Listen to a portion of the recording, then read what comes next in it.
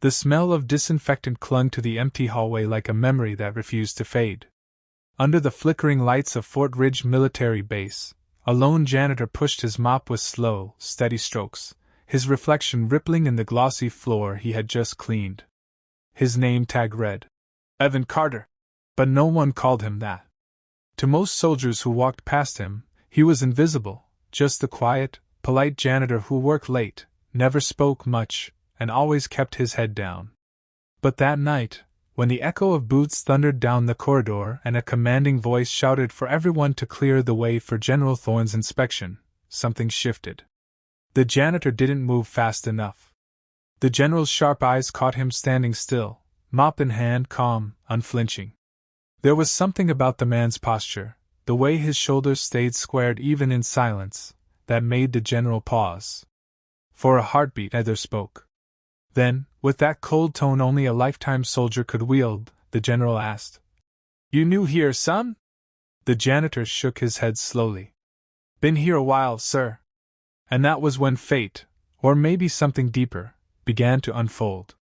Before we dive deeper, if you believe in kindness, redemption, and second chances, please take a moment to like, comment, share, and subscribe to our channel. Your support helps us bring you more powerful, true-to-life stories that touch the heart. As the general continued his inspection, he found himself glancing back toward the janitor again and again. There was something hauntingly familiar about the man, the posture, the faint scar tracing along his jawline, and that look in his eyes. Not fear. Not defiance. Just quiet control, the kind a soldier learned after surviving things others couldn't imagine. Later that night, the general was reviewing security footage when he saw it again, the janitor, cleaning the memorial wall, stopping to salute the names etched in stone, names of men and women lost in battle. The general froze when he noticed which names the man's hand lingered on. One of them was Captain Evan R. Carter, presumed Kia, Operation Silent Dawn. The general's breath caught in his throat. Presumed Kia. But that was impossible. Evan Carter was standing right there on his screen, alive, pushing a mop. The next morning, the general personally requested to see the janitor in his office. Word spread across the base like wildfire. No one could remember a janitor ever being summoned by a general. Some whispered that he was in trouble. Others thought maybe he'd found classified documents while cleaning. But when Evan stepped into that office, wearing his faded coveralls and holding his cap respectfully in his hands, the air felt different, charged, uncertain. General Thorne studied him carefully, his voice low but probing. "Carter, that your real name?" "Yes, sir." The general leaned back slowly, tapping his pen against the desk. "You wouldn't happen to have a call sign, would you?" For a moment, Evan didn't respond. His eyes seemed to darken, not in fear, but in memory. Then, almost as if pulled from somewhere far away, he whispered, "Iron Ghost." The pen dropped from the general's fingers. His blood ran cold.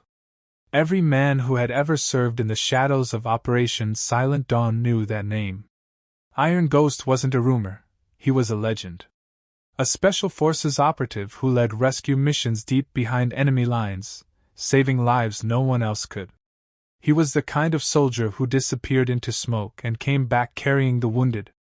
He was also the one whose helicopter was shot down in the valley of Sharon Ridge, the mission that went wrong, the one that left 20 men dead and one presumed lost. The general swallowed hard. "You're Iron Ghost?" Evan just nodded quietly. "Was." What followed was silence thick enough to hear the ticking clock on the wall.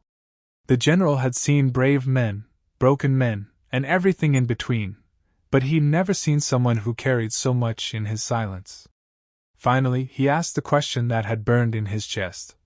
"Why are you here, cleaning floors?" Evan looked down, then back up, meeting the general's eyes with a calm that shook him. "Because I don't deserve to wear the uniform anymore." The general sat back, stunned. And so began a story no one on that base would ever forget. Years ago, during that ill-fated mission, Evan's team had been ambushed. Communications jammed. Backup never arrived. He'd been forced to make a choice no man should ever face: pull out and save the survivors, or go back for one more wounded soldier and risk them all. He chose the rescue. The helicopter was hit on the way out. Evan was thrown clear, left broken and barely alive, watching helplessly as his team burned in the wreckage. When he woke up weeks later in a remote village hospital, the army had already declared him dead. His wife, Sarah, had been handed a folded flag and told her husband was gone. And by the time Evan made his way home, walking with a limp and scars too deep to count, he found her remarried, raising their son with another man. She hadn't done anything wrong, she'd mourned, grieved, and moved on. Evan didn't blame her. He just couldn't walk back into that life. So he took odd jobs, moving from town to town, until he found work at Fort Ridge, the same base where his son, now 19, had enlisted. Evan kept his distance, cleaning the halls where his boy trained, watching from afar as the young recruit walked proudly in uniform, never knowing that the janitor sweeping behind him was the father he thought had died a hero. The general listened in stunned silence. This wasn't a story of disgrace, it was a story of heartbreak. Of a man who had given everything and asked for nothing in return. Over the next few weeks, the general began to quietly dig into Evan's file, confirming everything he said. The DNA matched. The reports were there. Evan Carter was, without a doubt, Iron Ghost. And when the general shared the truth with his superiors, the entire base went silent. Word spread, and soon soldiers began leaving small notes by the janitor's supply closet, thank you notes, folded flags, medals from their fathers, tokens of respect. But Evan never accepted them.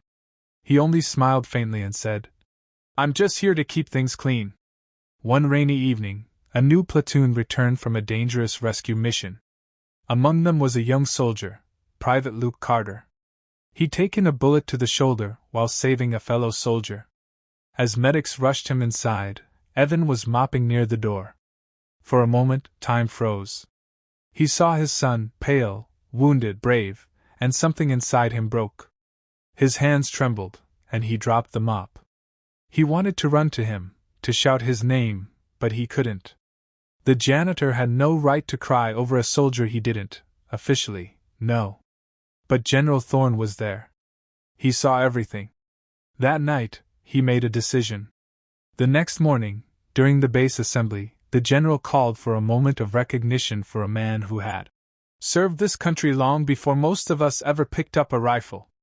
He asked Evan to step forward. Reluctantly, the janitor walked onto the stage, confusion clouding his face.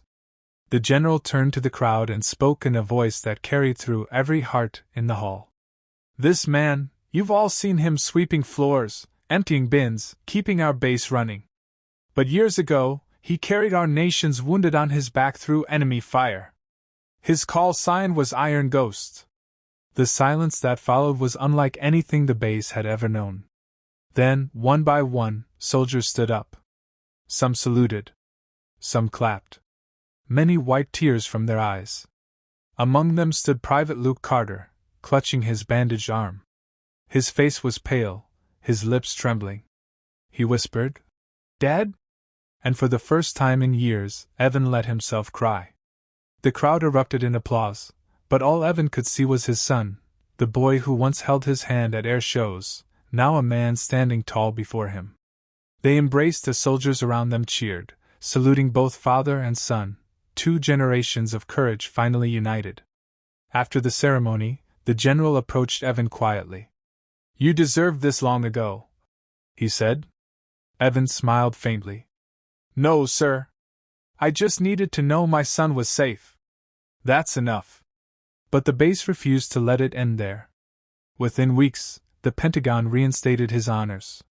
His file was corrected, and a letter of apology was hand-delivered by the Secretary of Defense. A plaque now hangs in Fort Ridge's Hall of Heroes, engraved with the word